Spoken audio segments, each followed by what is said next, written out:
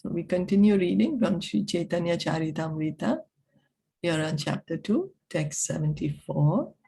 Jaya Jaya Sri Caitanya Jaya Nityananda Jaya Advaita Chandra Jaya Gaura Bhakta Vrinda Jaya Jaya Sri Caitanya Jaya Nityananda Jaya Advaita Chandra Jaya Gaura Bhakta Vrinda Jaya Jaya Sri Caitanya Jaya Nityananda Jaya Advaita Chandra Jaya Gaura Bhakta Vrinda. Anuvadam anutvatu na vidheyam udirayet nahi alabdhapasadam kinchit kutrachit pratitishthati. One should not state a predicate before its subject, for it cannot thus stand without proper support. This rhetorical rule appears in the Ekadashi Tattva, 13th canto, in connection with the metaphorical use of words. An unknown object should not be put before the known subject because the object has no meaning if the subject is not first given. Okay, so this seems to be the rules of grammar. The rules of grammar, like how even in the English language there are rules of grammar. So then this is a rule that if you don't know the object, then you can't put the subject first. Okay. So then text 75, Anuvad na kahiya na kahi videya, age anuvad kahi paschad videya. If I do not state a subject, I do not state a predicate. First, I speak the former, and then I speak the latter. We can see how much pain Krishna Das Kaviraj Goswami is taking to give such perfect, thorough understanding. So there is no misinterpretation. Videya kahiye tare ye vastu agyata, anuvad kahi tare ye haya gyata. The predicate of a sentence is what is unknown to the reader, whereas the subject is what is known to him. Yaiche kahi e vipra parma pandita vipra anuvad ihar videya panditya. For example, we may say, this vipra is a greatly learned man. In this sentence, the vipra is the subject and the predicate is his erudition. So this vipra is a greatly learned man. Vipra means a Brahman. A Brahmana is called a vipra. So he's giving example, Vipra is a greatly learned man. In this sentence, Vipra, so the Brahman, he's the subject, and the predicate is his erudition. And that he's greatly learned man, that is the predicate. Okay. Vipratva vikhyata tar panditya agyat ateva vipra age panditya paschat. The man's being a Vipra is known, but his erudition is unknown. Therefore, the person is identified first and his erudition later. Okay, so in the sentence it is said that, okay, this person, he is a Brahmana and that he has gotten perfect knowledge, you know, to get proper understanding, Taiche ina avatar sabahaila gyata kara avatar e vastu avigyata. In the same way, all these incarnations were known, but whose incarnations they are was unknown. So that's the reason the example is saying why was it mentioned that this Brahmana is a greatly learned man? Because if you just say he's greatly learned, someone is greatly learned, then we don't know who we are referring to. Ete shabde avatarera age anuvad purushera amsha pache videya samvad. First, the word ete, these, establishes the subject, the incarnations. Then, plenary portions of the Purusha avatars follows as the predicate. So he's breaking down he's giving the reason why the Srimad Bhagavatam was Ete cha amsa kalapumsa Krishnastu Bhagwan Swayam.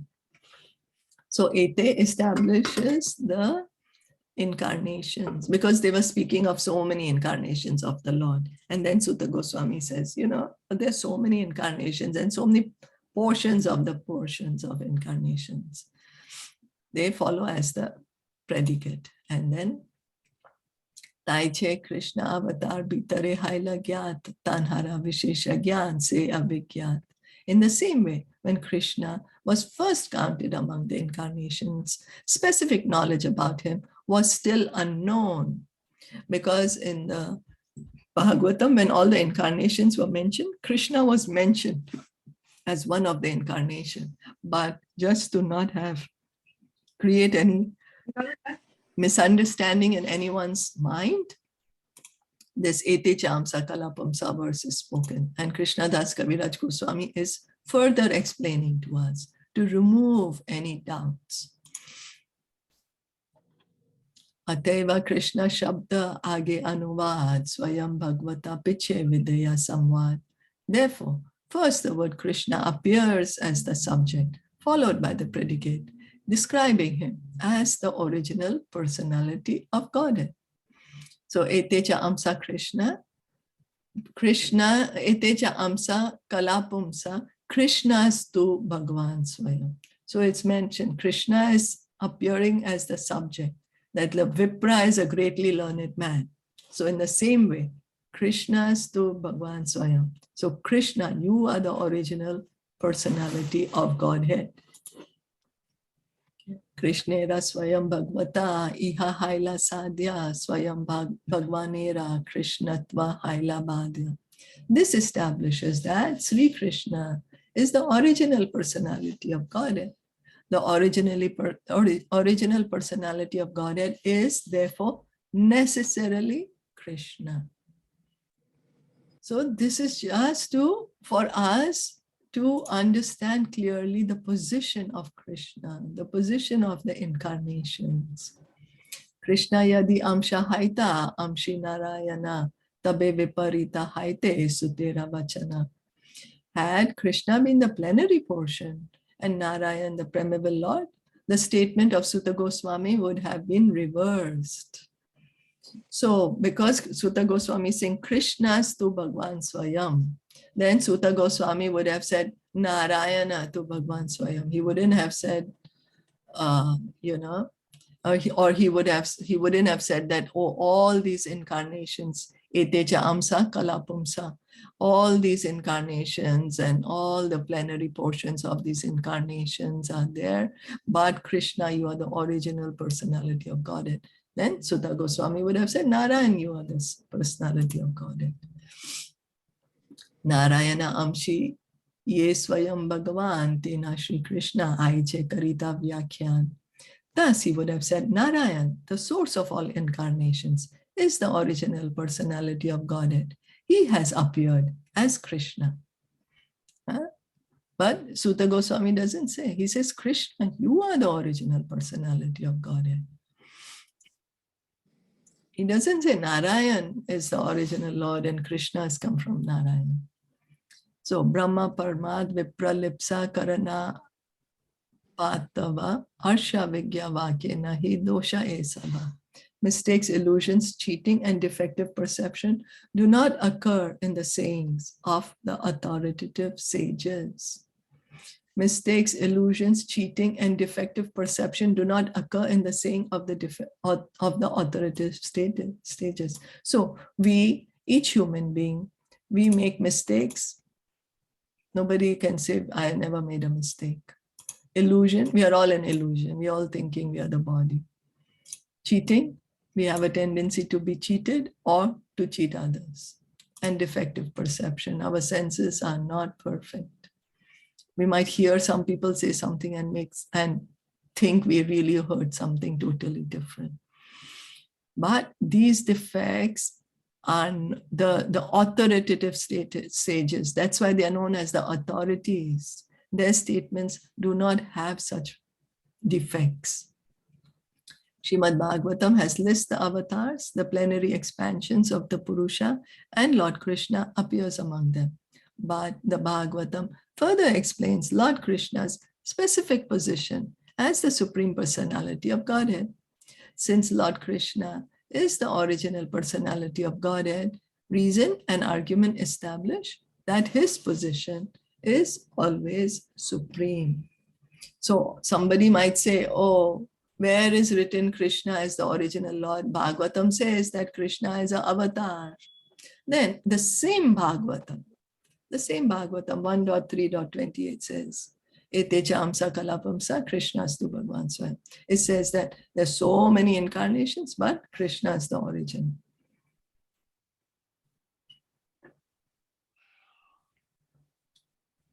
You can see why it's given so much in detail. It's repeated time and time, because majority of the people think that Lord Narayan is the origin.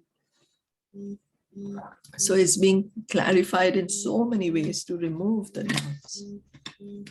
Had Krishna been a plenary expansion of Narayan, the original verse would have been differently composed. Indeed, its order would have been reversed.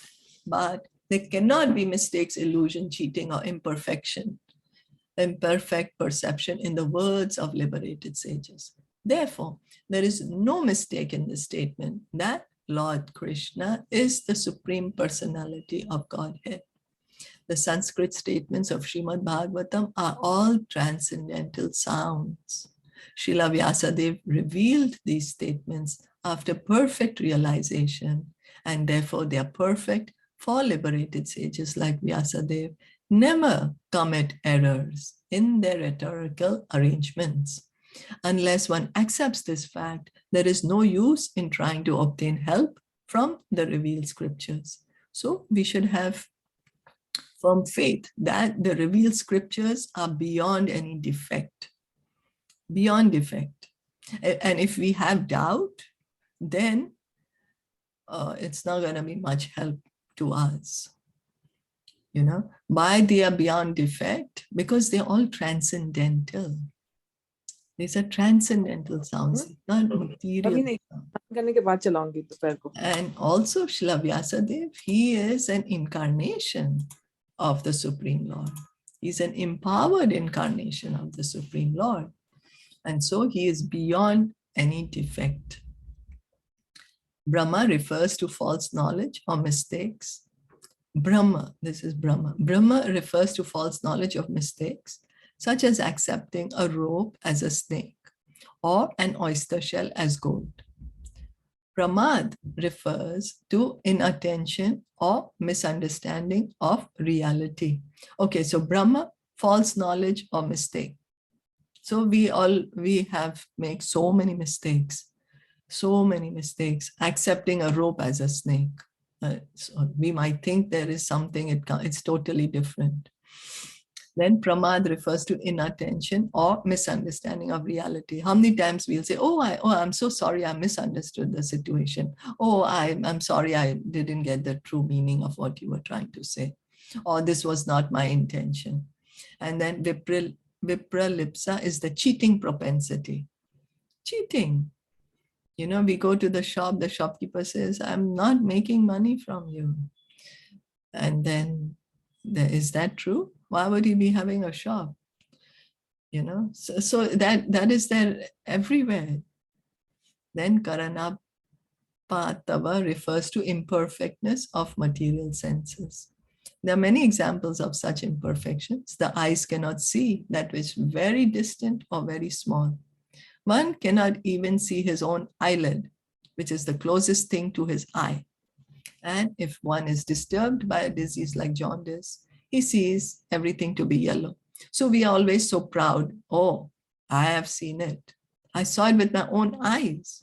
You know, sometimes we get carried away. How can that be wrong? How can I be wrong? I saw it with my own eyes. But we have to accept our eyes are imperfect. Our eyes are imperfect.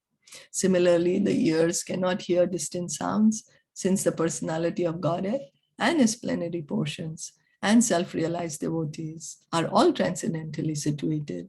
They cannot be misled by such deficiencies. So the Lord and his incarnations, his expansions, and his self-realized devotees, his pure devotees, they are transcendentally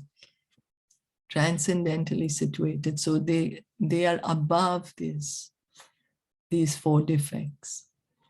And so with firm faith, we should accept the knowledge of the Vedas, of the revealed scriptures of Srimad Bhagavatam. We put so much faith in the knowledge which we hear in newspaper, in science magazines, in entertainment. We put so much faith in them. But when it comes to faith in the scriptures, we say, oh, really? Maybe it was not like that.